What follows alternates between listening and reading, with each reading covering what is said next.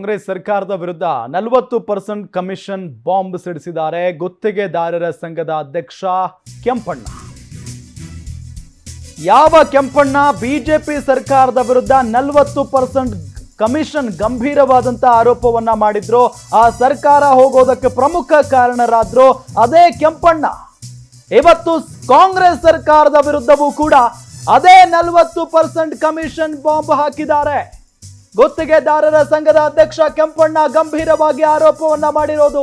ಮೊದಲು ಶಾಸಕರು ನೇರವಾಗಿ ಹಣ ಕೇಳ್ತಾ ಇದ್ರು, ಆದ್ರೆ ಈಗ ಅಧಿಕಾರಿಗಳೇ 40% ಹಣ ಕೇಳ್ತಾ ಇದ್ದಾರೆ ನೇರವಾಗಿ. ಹಿಂದಿನ ಸರ್ಕಾರದ ರೀತಿಯೇ 40% ಮುಂದುವರೆದಿದೆ ಇಲ್ಲಿಯೂ ಕೂಡ. ಹಲವು ಇಲಾಖೆಗಳಲ್ಲಿ ಪ್ಯಾಕೇಜ್ ಟೆಂಡರ್ ಆಹ್ವಾನಿಸಲಾಗಿದೆ.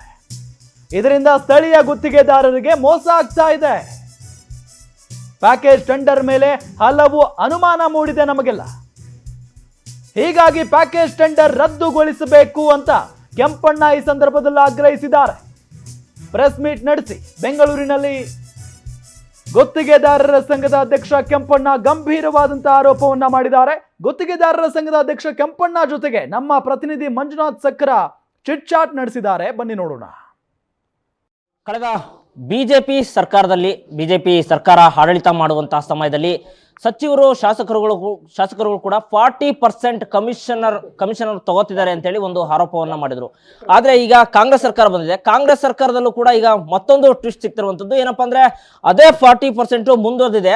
ಆದ್ರೆ ಇದರಲ್ಲಿ ಅಧಿಕಾರಿಗಳಿಂದ ರಾಜಕೀಯ ನಾಯಕರಿಗೆ ಸಚಿವರಿಗೆ ಹೋಗ್ತಾ ಇದೆ ಅಂತೇಳಿ 40% ಮತ್ತೊಂದು ಆರೋಪ ಈಗ ಕಾಂಗ್ರೆಸ್ ಸರ್ಕಾರಕ್ಕೆ ಬಂದಿರುವಂತದ್ದು. ಈ ವಿಚಾರವಾಗಿ ಮಾತಾಡೋದಕ್ಕೆ ಅಸೋಸಿಯೇಷನ್ ಕಾಂಟ್ರಾಕ್ಟರ್ ರಾಜ್ಯಾದ್ಯಂತ ಕಾಂಟ್ರಾಕ್ಟರ್ ಅಧ್ಯಕ್ಷರು ಕೆಂಪಣ್ಣವ್ರು ನಮ್ಮ ಜೊತೆ ಇದ್ದಾರೆ. ನಾನು ಅವ್ರನ್ನೇ ಮಾತಾಡಿಸ್ತೀನಿ. ಸರ್ ನಮಸ್ತೆ. ಈಗ ಬಿಜೆಪಿ ಸರ್ಕಾರದಲ್ಲೂ ಕೂಡ ನೀವು 40% ಆರೋಪ ಮಾಡಿದ್ರಿ ಸರ್. ಇದೀಗ ಕಾಂಗ್ರೆಸ್ ಸರ್ಕಾರ ಬಂದೆ, ಕಾಂಗ್ರೆಸ್ ಸರ್ಕಾರದಲ್ಲೂ ಅದು ಈಗ ಅಧಿಕಾರಿಗಳಿಂದ ಮುಂದುವರೆದಿದೆ ಅಂತ ಹೇಳ್ತಾ ಇದ್ದೀರಿ ಸರ್. ನಾನು 40% ಈ ಸರ್ಕಾರದಲ್ಲೂ ನಡೀತದೆ ಅಂತ ಹೇಳಿಲ್ಲ. ಭ್ರಷ್ಟಾಚಾರ ಮುಂದುವರೆದಿದೆ. ಅಧಿಕಾರಿಗಳನ್ನ ಕಂಟ್ರೋಲ್ ಮಾಡೋಕ್ಕಾಗ್ತಾ ಇಲ್ಲ. ಅವ್ರ ಇಷ್ಟ ಬಂದಾಗ ನಡೀತಾ ಇದೆ. ಅವ್ರು ಏನು ಹೇಳಿದ್ರೆ ಅದಕ್ಕೆ ಕೇಳಬೇಕಾಗಿದೆ. ಯಾವುದೊಂದಕ್ಕೂ ಅಧಿಕಾರಿಗಳು ಹೇಳಿದೆ ಫೈನಲ್ ಆಗ್ತಾಯಿದೆ. ಅಧಿಕಾರಿಗಳು ಯಾರ ಮಾತು ಕೇಳ್ತಾ ಇಲ್ಲ. ಅದನ್ನು ನಾವು ಸರ್ಕಾರದ ಚೀಫ್ ಮಿನಿಸ್ಟರ್ ಮುಂದೆ ತರಬೇಕು ಅಂತ ಇದ್ದೀವಿ. ಅವ್ರನ್ನ ಮೀಟ್ ಮಾಡ್ತೀವಿ, ಅವ್ರಿಗೆ ಮುಂದೆ ಹೇಳ್ತೀವಿ ಎಲ್ಲ ಅವರ ಸಮಸ್ಯೆಗಳು. ಅವ್ರು ಏನು ಹೇಳ್ತಾರೆ ನೋಡೋಣ, ಆಮೇಲೆ ಮುಂದಿನ ಹೋರಾಟ.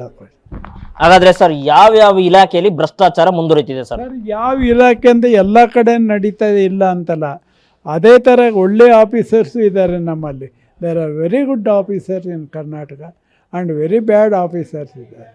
ಅದಕ್ಕೆ ಫಾರ್ ಎಕ್ಸಾಂಪಲ್ ಹೇಳಿದೆ, ಪೊಲೀಸ್ ಹೌಸಿಂಗ್ ಕಾರ್ಪೊರೇಷನಲ್ಲಿ ಭ್ರಷ್ಟಾಚಾರ ಮಿತಿಮೀರಿದೆ. ಅಲ್ಲಿ ಏನೇ ಅಂದರೆ ಏಜೆಂಟನ್ನು ಫಿಕ್ಸ್ ಮಾಡ್ಕೊಂಡ್ಬಿಟ್ಟಿದ್ದಾರೆ. ಓಕೆ, ಹಾಗಾದ್ರೆ ಸರ್ ಈ ಕಾಂಗ್ರೆಸ್ ಸರ್ಕಾರದ ಭ್ರಷ್ಟಾಚಾರ ದಾಖಲಾತಿ ಯಾವಾಗ ಬಿಡುಗಡೆ ಮಾಡ್ತೀರಿ ಸರ್?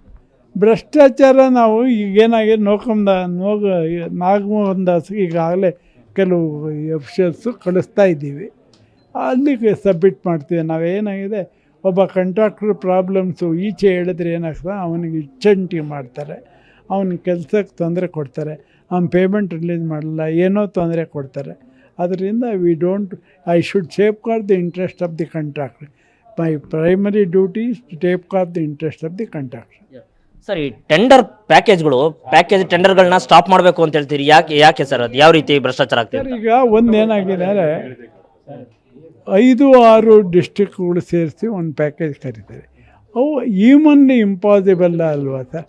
ಈ ಕೋಲಾರ, KGF, ಬೆಂಗಳೂರು, ತುಮಕೂರು, ರಾಮನಗರ ಎಲ್ಲ ಸೇರಿ ಅದು ಹೆಂಗೆ ಸರ್ ಮಾಡ್ತಾರೆ ಅವರು? ಅಂದರೆ ಸರ್ ಕೊನೆಯದಾಗಿ ಯಾವ ಇಲಾಖೆ ಅಂತಲೂ ಏನಾರು ಹೇಳ್ಬೋದಾ ಅಂತ? ಇಲ್ಲ ಸರ್, ಎಲ್ಲ ಕಡೆ ನಡೀತಾರೆ. ಇಂಥ ಇಲಾಖೆ ಅಂತ ಹೇಳೋಕ್ಕಾಗದೆ. ಪ್ಯಾಕೇಜ್ ಎಲ್ಲ ಕಡೆ ನಡೀತಾ ಇದೆ. ಓಕೆ ಸರ್, ಇದಿಷ್ಟು ಗುತ್ತಿಗೆದಾರ ಸಂಘದ ಅಧ್ಯಕ್ಷ ಅಂತ ಕೆಂಪಣ್ಣ ಅವರ ಮಾತು. ಕ್ಯಾಮ್ರಾ ಪರ್ಸನ್ ಶ್ರೀಹರಿ ಜೊತೆ ಮಂಜುನಾಥ್ ಸಕ್ರ, ಪವರ್ ಟಿವಿ, ಬೆಂಗಳೂರು.